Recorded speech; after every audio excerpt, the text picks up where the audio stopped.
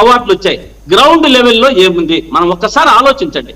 పంచాయతీలకు ఎన్ని నిధులు ఇచ్చినారు చెప్పగలరా? ఇక్కడ ఎవరైనా కృష్ణాంజనేయులు గారైనా చెప్పండి, లేకుంటే జనసైనికులైనా చెప్పండి, టీడీపీ పార్టీ వాళ్ళని చెప్పండి. పంచాయతీకి ఏ పంచాయతీకి ఎన్నెన్ని నిధులు ఇచ్చారు? ఇక్కడ పంచాయతీ రాజ్ శాఖలో మనకు జీతాలు లేక సర్పంచులు గాని వీరు గాని ఉద్యోగులు అవస్థపడుతున్నారా లేదా? సర్పంచులకు బిల్లులు లేవా? ఈ ఒక్కసారి మీకు టైం ఇస్తా, లేకుంటే దీని మీద రేట్ పెట్టండి, ఇబ్బంది ఏం లేదు.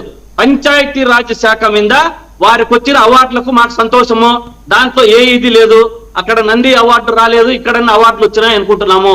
కానీ మీరు పంచాయతీలకు చేసిన సేవలు ఏమి, ఎక్కడెక్కడ ఏ నిధులు వచ్చాయి, ఏ గ్రామానికి ఎట్లా చేశారు, మచ్చు తునుకగా కొన్ని చెప్పండి చాలు. దాంట్లో మేము అభ్యంతరం లేదు. మేము అభివృద్ధి చెందుతుందంటే మేము ప్రజల పక్షా నుండి అభివృద్ధికి రెడీ. మీ దగ్గర అభివృద్ధి లేదు, ఊరికే అరిచేతిలో వైకుంఠం చూపిస్తున్నారు, ఊరికే గాలిలో లెక్కలు చూపిస్తున్నారు. రాష్ట్రాన్ని అప్పులు కుప్పలు చేశారు. 3,60,000 అప్పులు చేసి రాష్ట్రాన్ని ఎప్పుడూ లేనంత 22 నెలల్లోనే ఎంత అప్పు చేశారన్నది ప్రతి ఒక్కరికి తెలిసింది. 3,60,000 కోట్లు అప్పులు చేశారు. ఎక్కడికి పోతున్నాం మనం? ఏం చేస్తున్నాం మనం? ఒక్కొక్కరు ముగ్గురు హెలికాప్టర్లో 3 ఫ్లైట్లలో తిరుగుతున్నారు. ఇప్పుడు మోడీ గారు చూస్తే ఏం తిరగద్దండి, గోల్డ్ కొనొద్దండి, డీజిల్ కొనొద్దండి, ఆదివారం ఇంట్లో ఉండండి అంటున్నారు. ఈ రోజు చంద్రబాబు నాయుడు గారి కాన్వాయ్ చూస్తే 15-20 తిరుగుతున్నాయి. ఆపచ్చు కదా, మోడీ గారు చెప్పిన దానికన్నా మీ కాన్వాయ్ని ఆపచ్చు కదా. ఎందుకు అంతంతమంది అవసరమా? అంత డీజిల్ అవసరమా? మోడీ గారు చూస్తే ఢిల్లీలో ఏదో చెప్పినారు కదా అని 2 జీపుల్లో పోయారు కాన్వాయ్లు, అది కూడా చూశా. కానీ మోడీ గారు చెప్పిన దాన్ని మీరెందుకు ఇక్కడ మీరు అనుసరించడం లేదు? ఊరికే చెప్పడానికి మాత్రమేనా ఇవంతా? ఇవన్నీ కూడా చంద్రబాబు నాయుడు గారే చెప్తున్నారు. వేరే వాళ్ళు కాన్వాయ్ పోతండి, అందరికీ ఫ్యాషన్ అయిపోయింది అని టీవీలో చూశా. చంద్రబాబు నాయుడు గారు మరి మాట్లాడిన వెంటనే 30-40 వెహికల్స్ తో పోయాడు. మరి ఎంత మాత్రం సబబండి ఇది? దేనికి మాట్లాడుతున్నాం? మన నీతులు చెప్పడానికి మాత్రమేనా?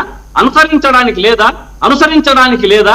ఊరికే రాష్ట్ర ప్రజలను మభ్యపెట్టి అంతా కూడా అప్పుల ఊబిలో ముంచేసి రాష్ట్రాన్ని ఏం చేసినామనేది తెలియకోకుండా సూపర్ 6లన్నీ ఎగబెట్టేసి ఒక్కటి లేవు సూపర్ 6లో.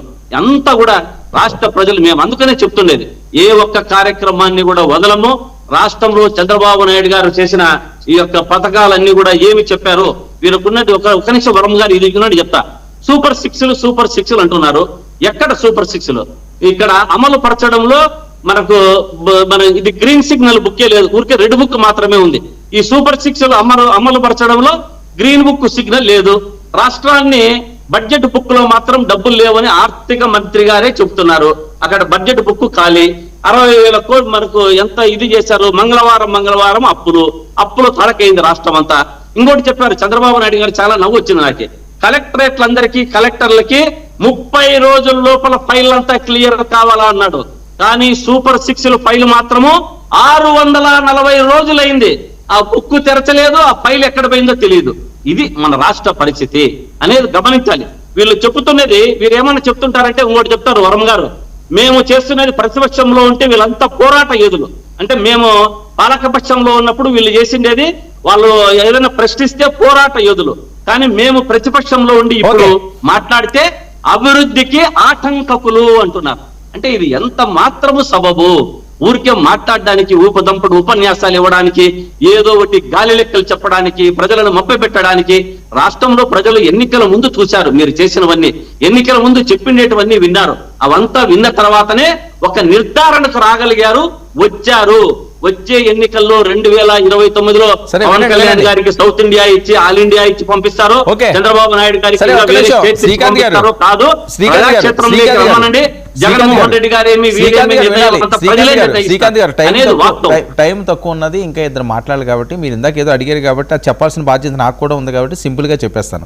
ఆంధ్రప్రదేశ్ 2024-26 మధ్య పంచాయతీరాజ్ శాఖ 15 ఫైనాన్స్ కమిషన్ నిధులు జిల్లాల వారీగా లభ్యమైన డేటా ఇది ప్రధానంగా మండల పరిషత్తులు వాటికి కేటాయించింది. 2024 నుంచి 25 వరకు కేంద్రం ఆంధ్రప్రదేశ్కి మొదటి విడతగా 988.77 కోట్లు రిలీజ్ చేసిందండి.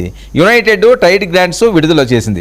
ఇది 9 జిల్లాల పరిధిలోని 615 మండల పంచాయతీలు, 12,853 గ్రామ పంచాయతీలకు ఇవి వర్తిస్తున్నాయి ఈ నిధులు. ఇక 2024 డిసెంబర్లో 446 49 కోట్లు విడుదలయ్యాయి. 2025-26లో మరొకసారి 410.96 కోట్లు విడుదలయ్యాయి. జిల్లాల వారీగా ఇది మొత్తం చూసుకుంటే మీ జిల్లా అనంతపురం 87.83, చిత్తూరు 85.32, ఈస్ట్ గోదావరి 109.31, గుంటూరు 81.58, కృష్ణా 68.47, కర్నూలు 82.18, ప్రకాశం 74.15, నెల్లూరు 59.32, శ్రీకాకుళం 61.39, విశాఖపట్నం 68.17, విజయనగరం 52.35, వెస్ట్ గోదావరి 79.61, కడప 58.56. మొత్తం ఈ 13 జిల్లాలకు కలిపి 968.25 కోట్లు కేటాయించారు. ఓకేనా? Thank you Vijay. వర్మ గారు మొత్తానికి వాళ్ళ తరపున, జనసేన తరపున, టీడీపీ తరపున చాలా కష్టపడి ఏదో ఒకటి చెప్పగలిగారు. ఒక విషయం జనసేన, టీడీపీ, వైసీపీ అని కాదు, మీరు తీసుకొని వాళ్ళు ఏం చెప్పారు కాదు వినండి, అందరూ విజయ్ గారు వినండి ఏం చెప్తారో వాళ్ళ అభివృద్ధి ఏమో వాళ్ళ నాకు అవకాశాన్ని ఇవ్వలే, వాళ్ళకి ఇవ్వలేదు. మీరు వినండి, నేను అనేది ఏంటంటే అందరి దగ్గర ఉండాల్సిన అవసరం లేదు కదా, చెప్పాల్సిన బాధ్యత అంటూ ఉంది కదా, దాని గురించి నేను చెప్పాను. అంతేగాని వాళ్ళకి సపోర్ట్ అని కాదు. వాళ్ళది ఎలా ఉంటదంటే గుడ్డ కాల్చి ముఖం మీద వేసి విజయ్ రెస్పాండ్. వర్మ గారు, ఇప్పుడు పవన్ కళ్యాణ్ గారి శాఖలకు సంబంధించిన అవార్డ్స్ వస్తే ఏదో బ్లీచింగ్ పౌడర్ అన్నారు. అందుకే అంటారు, సామెత కూడా ఉంది, గాడిదకి ఏం తెలుసు గంధపు చెక్క వాసన అని.